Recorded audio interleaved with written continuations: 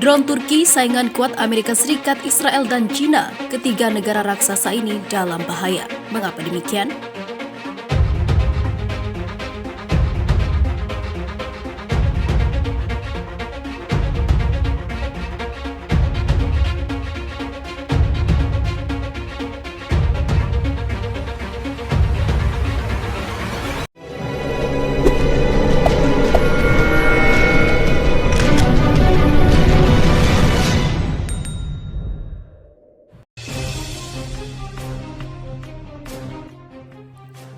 Dilansir dari republika.co.id, Financial Times mengungkapkan bahwa program pesawat tanpa awak atau UAV Turki menjadikan negara itu sebagai kekuatan drone yang sedang berkembang.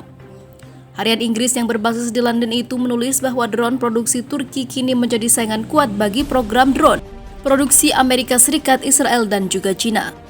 Media Inggris itu mengungkapkan bahwa militer Azerbaijan telah menerbitkan rekaman drone bersenjata buatan Turki yang menghantam sejumlah posisi militer, menyerang sistem pertahanan udara, unit artileri, dan tank militer tentara Armenia. Harian itu juga menyebut industri drone Turki berkembang adalah puncak dari upaya negara itu selama 2 dekade untuk meningkatkan produksi pertahanan guna mengurangi ketergantungan Turki pada pembelian senjata dari Barat. Drone Turki itu kini telah digunakan di 5 zona konflik asing dalam beberapa tahun terakhir, yakni di langit Suriah, Libya, Irak Utara, dan Mediterania Timur, dan terakhir di Nagorno-Karabakh, tanah Azerbaijan yang diduduki Armenia. Sementara itu diberitakan sebelumnya, drone Turki menarik banyak perhatian setelah serangannya berhasil melumat pasukan Suriah didukung Suriah ataupun Rusia. Ini merupakan kali pertama Turki menggunakan drone ANKS dan Bayraktar TB2 buatan mereka dalam skala dan intensitas seperti itu di Suriah. Drone Turki yang terbang di atas wilayah udara adalah pengubah permainan taktis, kata Direktur Program Studi Keamanan dan Pertahanan Edam Can Kasapoglu dilansir dari Al Jazeera.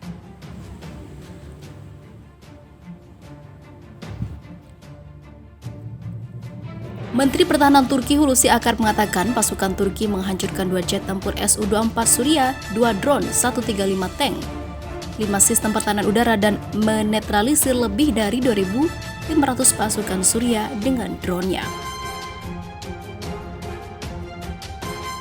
Sama halnya dengan drone ANKS, drone Bayraktar TB2 adalah pesawat tanpa awak jenis medium altitude long endurance yang diproduksi oleh Baykar Makina. Dilansir dari Army Technology, drone ini memiliki kecepatan jelajah 70 knot dengan ketinggian penerbangan operasional 24.000 kaki. Pesawat tanpa awak itu juga mampu terbang selama 24 jam dengan jangkauan komunikasi sejauh 150 km. Memiliki rentang sayap 12 meter, drone tersebut menampilkan desain monokok yang mengintegrasikan struktur vitel terbalik.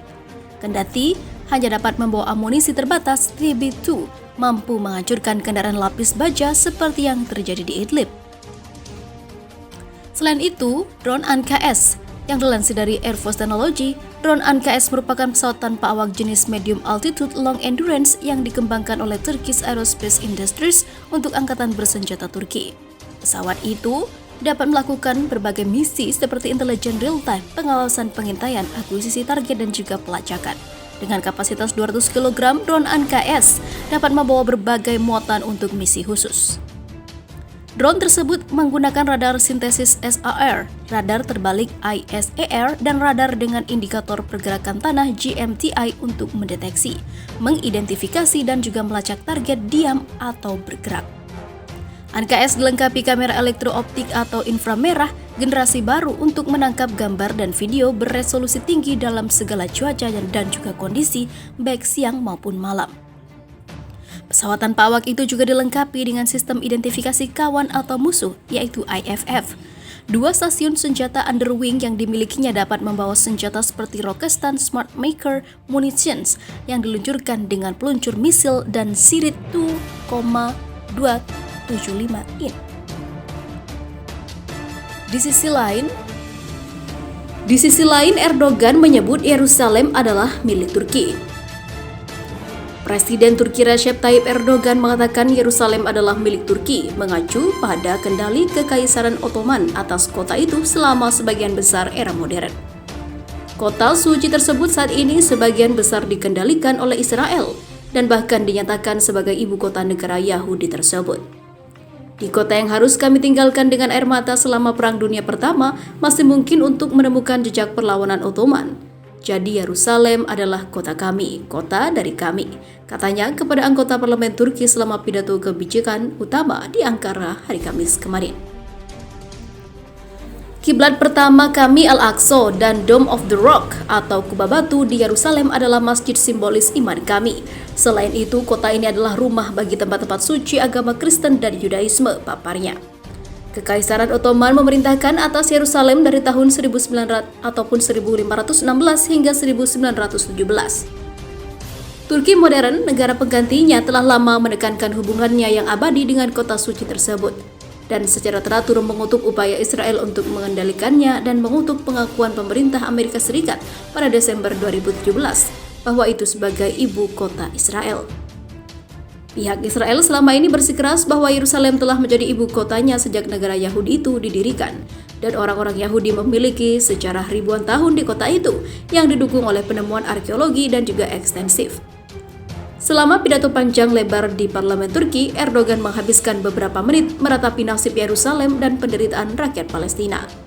Krisis lain yang diikuti oleh negara kami dan bangsa kami dengan hati-hati adalah penindasan Israel terhadap Palestina dan praktik-praktik acuh tak acuh yang mengabaikan privasi Yerusalem. Katanya di akhir pidatonya seperti dikutip Times of Israel pada Sabtu 3 Oktober 2020. Masalah Yerusalem bukanlah masalah geopolitik biasa bagi kami. Pertama-tama, tampilan fisik kota tua saat ini yang merupakan jantung kota Yerusalem dibangun oleh Sulaiman the Magnificent dengan tembok bazar dan banyak bangunannya. Nenek moyang kami menunjukkan rasa hormat mereka selama berabad-abad dengan menjaga agar kota ini dijunjung tinggi. Orang-orang Palestina telah tinggal di Yerusalem selama ribuan tahun, tetapi mereka diduduki dan hak-hak mereka dilanggar, lanjut pemimpin Turki itu. Dia melanjutkan dengan bersumpah untuk memperhatikan masalah Palestina. Kami menganggap itu suatu kehormatan atas nama negara dan bangsa kami untuk mengekspresikan hak-hak rakyat Palestina yang tertindas.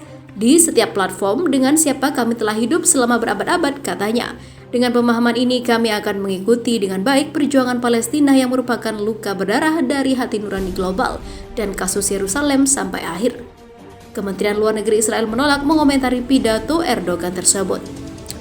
Sementara itu diberitakan sebelumnya, Presiden Turki Recep Tayyip Erdogan menegaskan pihaknya tak takut pada kekuatan negara manapun. Presiden berusia 66 tahun tersebut menegaskan Turki hanya akan tunduk kepada Allah. Turki saat ini menjadi salah satu negara yang disorot atas keterlibatannya dengan negara lain. Mereka bahkan kerap mendapatkan kritik atas kebijakan yang dibuat Erdogan. Turki memberikan bantuan militer kepada Azerbaijan yang tengah bentrok dengan Armenia di daerah sengketa Nagorno-Karabakh. Turki juga ikut serta dalam pertikaian di Suriah sebagai pendukung untuk pihak oposisi. Amerika Serikat bahkan telah memberikan peringatan kepada Turki untuk tak ikut campur. Mereka juga ikut serta dalam mempermasalahkan di Libya. Selain itu, Turki terlibat pertikaian dengan Yunani dan Prancis terkait perairan di Laut Mediterania Timur. Bahkan, keputusan Erdogan mengubah fungsi Hagia Sophia menjadi masjid juga menimbulkan pro dan kontra dari negara lain. Kami hanya akan tunduk kepada Allah Subhanahu wa Ta'ala. Kami tak akan tunduk terhadap kekuatan lainnya, ujar Erdogan pada sebuah pesan video di Twitter resmi yang Presiden dilansir dari Ahwal News.